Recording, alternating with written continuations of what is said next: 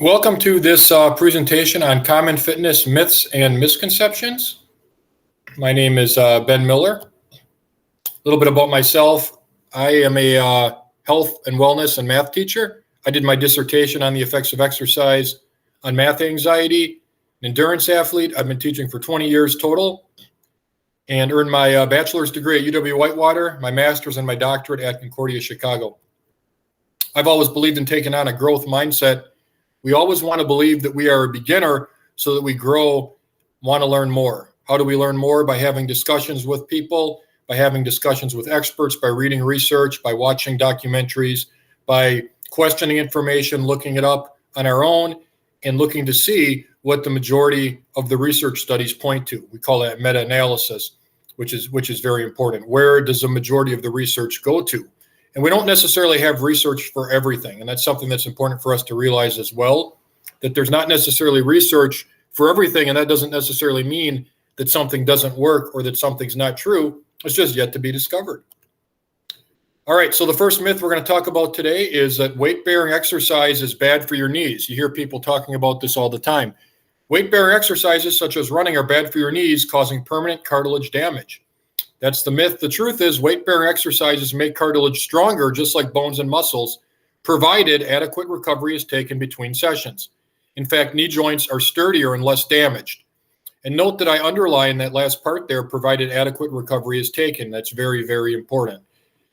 Now, we know that the bones get stronger as we exercise more and more. That's known as Wolff's Law, which says that when we put stress on our bones will adapt and get stronger. But once again, recovery has to happen. Lots of runners get stress fractures. Why do those runners get stress fractures? Simply because they don't take enough time to recover after their runs and they push it too much too soon. Our cartilage in our knee works the same way. Now, our cartilage is a little different than obviously bones and muscles, and that cartilage doesn't have any blood vessels or nerves. And the belief used to be that cartilage was kind of one of those things that you wore and teared and it never really repaired. But astonishingly, there was a study that was done, and they looked at marathon runners. And this was in the Orthopedic Journal of Sports Medicine. And they looked at marathon runners, and they found that right after the marathon was done, they had damaged cartilage, which you would expect. But then they looked at those runners 8 weeks after they were done. And what they found is that not only did the cartilage repair, it actually got sturdier and stronger. And that was an astonishing discovery, because that showed that your cartilage can actually get stronger as a result of exercise, just like your bones and muscles can. Now, we know that running does compress the cartilage in the knee and can cause it to be flat after a run, but it actually bounces back within a few hours. And during the sleep process, there's a lot of repair that actually happens. Now, the key with that is to make sure you're taking enough time to recover after the workouts.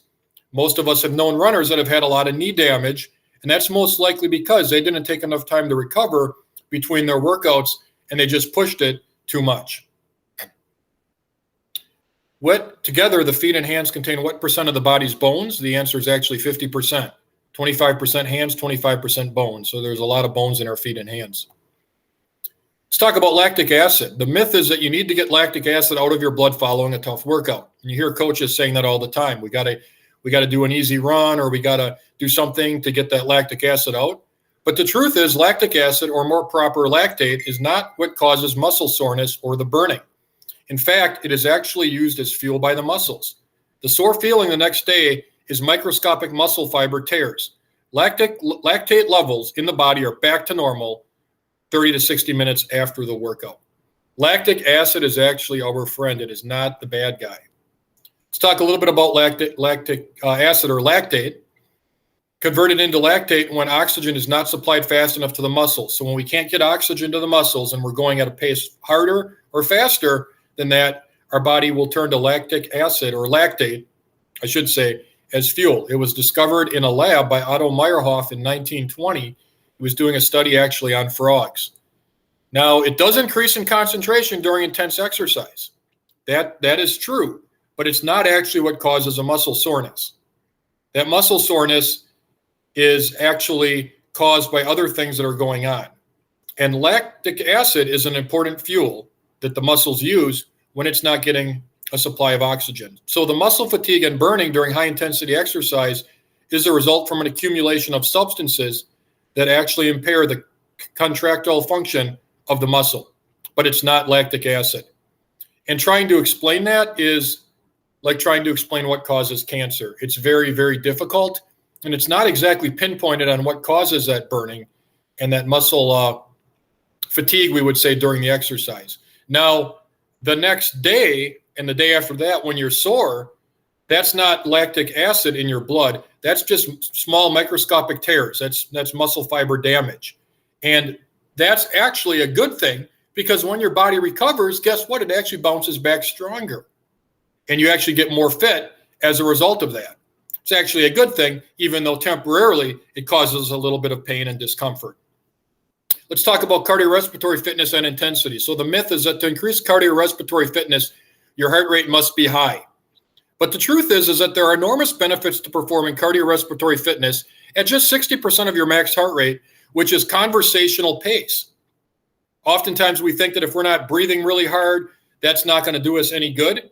But it's actually quite the contrary with that. We're actually doing a lot for ourselves just by going at a conversational pace. Let's talk a little bit about cardiorespiratory fitness. What is involved there? Well, there's a couple of big things. The two biggest things that are involved in cardiorespiratory fitness are your VO2 max and your lactate threshold. Now, your VO2 max is determined by your stroke volume, which is the amount of blood that leaves the heart with each beat, capillarization, which is simply how many capillaries and how long are your total capillaries in your body, right? When we do more and more cardiorespiratory fitness, our body actually builds more capillaries, more highways, so that the oxygen can get to the muscles much quicker. And also mitochondria development. Most people learn in anatomy and physiology that the mitochondria is a powerhouse of the cell, but what they don't teach you is that you can actually grow more mitochondria, and those mitochondria actually get bigger. And in people that have excellent cardiorespiratory fitness, they have a lot more mitochondria than people that don't. And also those mitochondria get closer to the ends of the capillaries so that the oxygen delivery can happen better. Lactate threshold is the pace at which you can go in which your body doesn't start to use lactic acid for fuel, which is an important part of cardiorespiratory fitness as well. Now, it's easier for someone that's a couch potato to improve VO2 max than for an elite endurance athlete. Couch potato can improve simply by just moving and exercising. An elite endurance athlete would need to do interval training and other types of workouts to improve their VO2 max and lactate threshold. Trivia: what percent of your max heart rate does your stroke volume reach its maximum? The answer is B, 60%. And again, that's conversational pace. And at that conversational pace, your stroke volume at 60% of your max heart rate is actually as large as it's ever going to be. And when our stroke volume is as large as it's ever going to be, that's the point where we want to maintain that pace for a long period of time, because your body gets more efficient at that, and all sorts of great changes happen, including that capillarization and the mitochondria development that we talked about before. Let's talk a little bit about capillarization. Basically, surrounding the muscle fibers to get deep inside the muscle, you have this highway system. If you have fewer capillaries, they diffuse far away from the mitochondria. But if you have more capillaries, you get the faster oxygen gets to the mitochondria quicker, better cardio fitness. Now, in a few weeks of endurance training, you can get the slightest increase in capillaries, which will optimize the oxygen and carbon dioxide exchange that happens there. And again, one of the great adaptations of physical activity in doing cardiorespiratory fitness and endurance things is that your body builds more capillaries that allow that process to happen much more efficiently.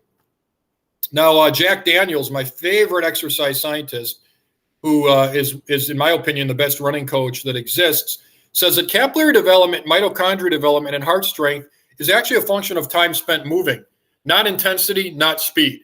So again, there's so much benefit to going at that 60% of your max heart rate for a long period of time.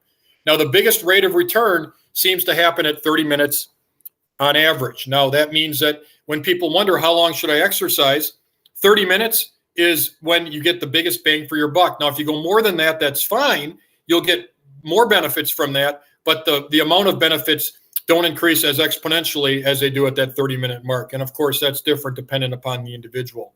Now, with strength training, capillarization and mitochondria development does not happen. Capillarization and mitochondria development only happen with cardiorespiratory fitness. So if we're lifting weights, that's not going to build us more capillaries. That's not going to build us more mitochondria. It's going to do other things, but it's not going to do those two things. And that's one of the big reasons why a lot of people believe, a lot of exercise scientists believe that cardio is number one, strength training is number two, because it's so important that you develop a strong heart muscle and strong cardiovascular system. If you look at elite endurance athletes, they have muscle capillary ratio of double that of an average individual. And again, that's from lots and lots of training.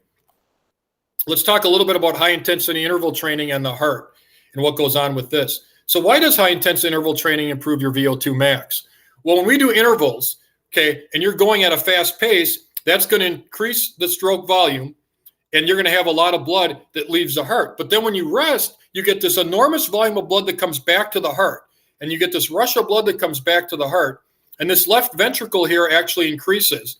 And when your left ventricle increases, guess what also increases? Your maximum stroke volume, because you got more blood coming out of the heart. So interval training, when it's done right, will actually create a larger left ventricle and allow the stroke volume to increase. So interval training plays a great role in improving our cardiorespiratory fitness and VO2 max, because you're getting more blood to leave that left ventricle, and you actually get a larger left ventricle. That's known as left ventricular hypertrophy, and that will increase